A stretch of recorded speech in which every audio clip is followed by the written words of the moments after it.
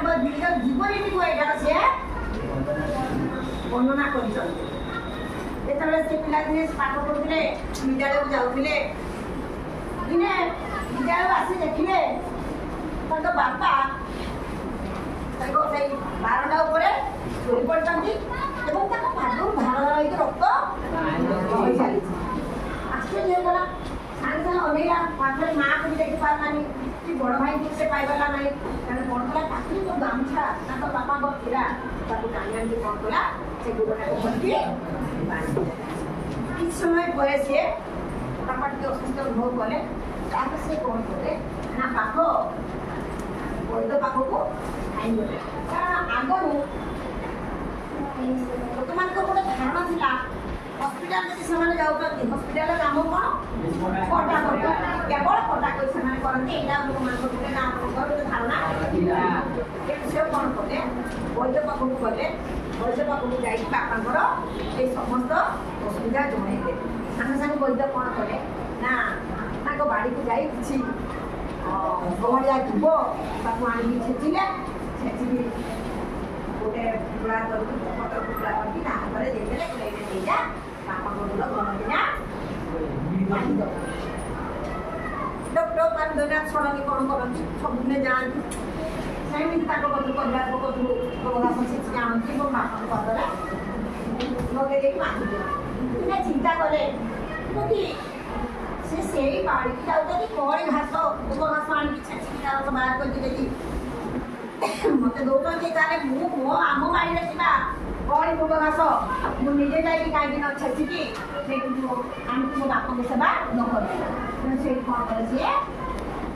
ପ୍ରତିଦିନ ଏମିତି କଳିଆ ଗୋବ ଘାସ ଆଣିକି ଛେଚିକି ତାଙ୍କ ବାପାଙ୍କ ଲଗାନ୍ତି କିଛି ଦିନ ପରେ ଆସ୍ତେ ଆସ୍ତେ ସେ ଗୋଡ଼ଟି କିନ୍ତୁ ସେ କବିରାଜକୁ ପିଲାମାନେ ବହୁତ ଡରନ୍ତି କାହିଁକି ପିଲେ ନା ସେ କବିରାଜ କ'ଣ କରନ୍ତି ପିଲାମାନଙ୍କର ପିଠି ପଛ ବେକରେ ଚଡ଼ୁ ସଜେଇ ଦିଅନ୍ତି ତମେ ଜାଣିଛ ପିଲେ ଚଡ଼ୁ ଆମର କେତେବେଳେ ଲଗାଯାଏ ତମେ କେତେବେଳେ ଛତୁ ସଂକ୍ରାନ୍ତି ଦେଖିଥିବ ଅକ୍ଷିତୃତୀୟା କେତେବେଳେ ଦେଖିଥିବ ସବୁ ଘଷି ତିଆରି ହୁଏ ଯାଇକି ଦାଆ ଜାଣିଛ ନା ଧାନ କାଟାଯାଏ ଦାଆ ସେଇଠି ସେ ଗୋଟେ ମାନେ ନିଆଁରେ ଫେଙ୍କାଯାଏ ଦାଆ ଏଇଠୁ ଆଣିକି ଗୋରୁମାନଙ୍କ ନାଭିରେ ଚେକେଇ ଦିଅନ୍ତି ଆଉ ଲୋକମାନଙ୍କର ନାଭିରେ ବି ମଧ୍ୟ ସେ ମଧ୍ୟରେ ଚେକି ଦିଅନ୍ତି କାହିଁକି ସେମାନଙ୍କ ଧାରଣା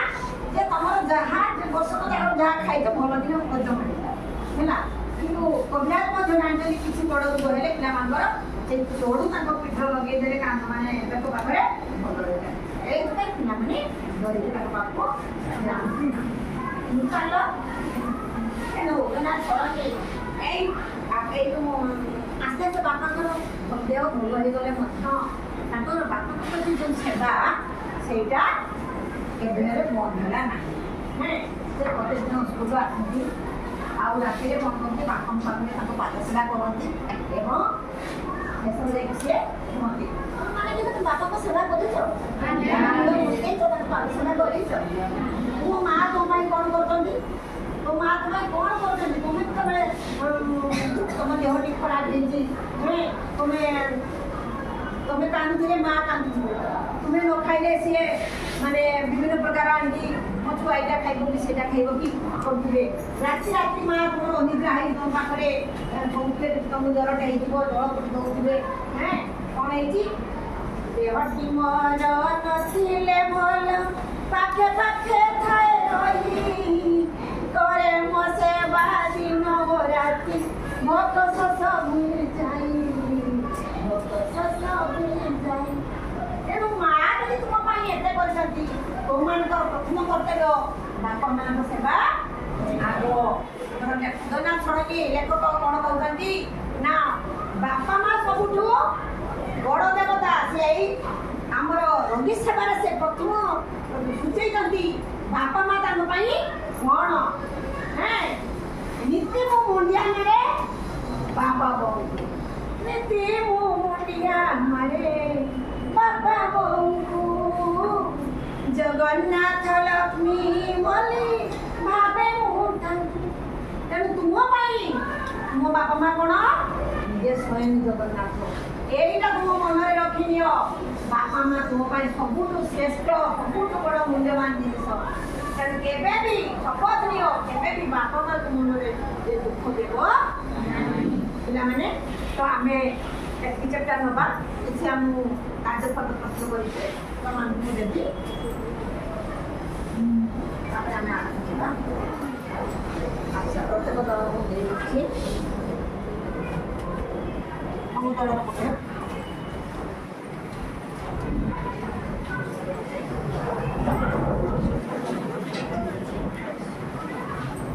ପିଲାମାନେ କର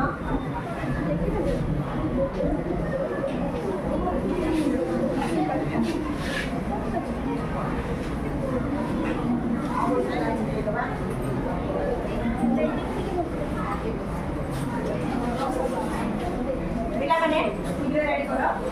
ଦଳ ମଧ୍ୟରେ ଆଲୋଚନା କର ପ୍ରତ୍ୟେକ ଲାଇନ୍ର ଆଉ 2-3 ଲାଇନ୍ ଅଛ ତମ ପାଇଁ କିଛି ମୋ ପ୍ରଶ୍ନ ରହିବ ଆପରେ ଏଇଟା ଆମର ଏଇଟା ସରିଯାଉ।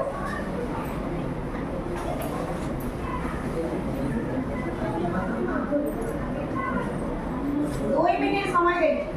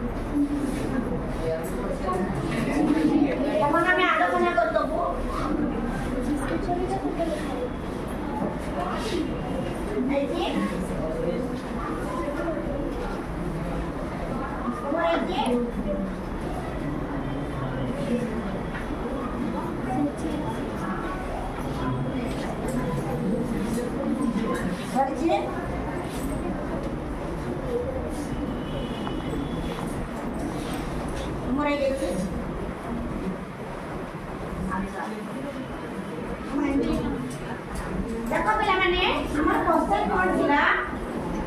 सब बड़ जानि पाइबो रोगी सबर लेखन की हाथ देखि के बड़ मु जान पता दे सब कहला रोगी बड़ लेखन के अच्छा कहले पिले लेखन को पादुरु लेखन को बापा को पादुरु काहे रक्त दुथिला कहला से बाड़ी को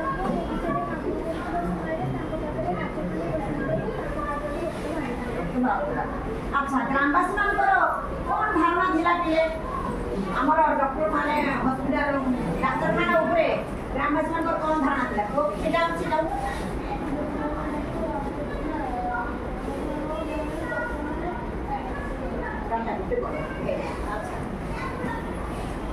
अच्छा कहले पिले लेखक तो बापांकर किपरि मृत्यु होला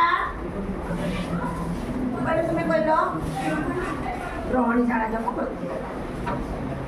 सुदर्शन प्रहलाद किपरि व्यक्ति थिले किपरि व्यक्ति थिले ए करो तुमे सुदर्शन प्रहलाद किपरि व्यक्ति थिले परोपकारी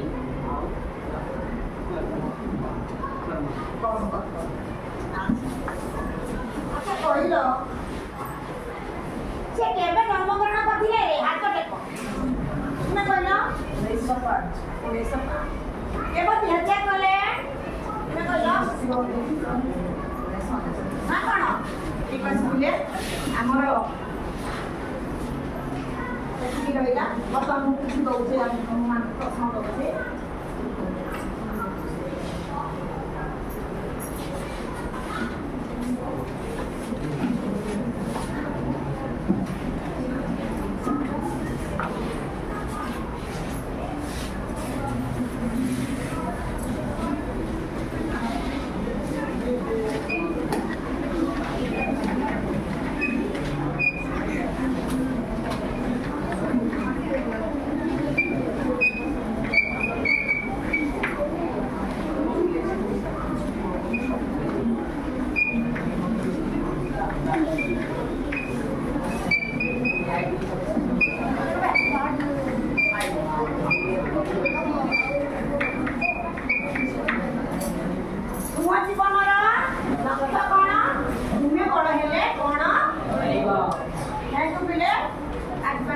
Yes.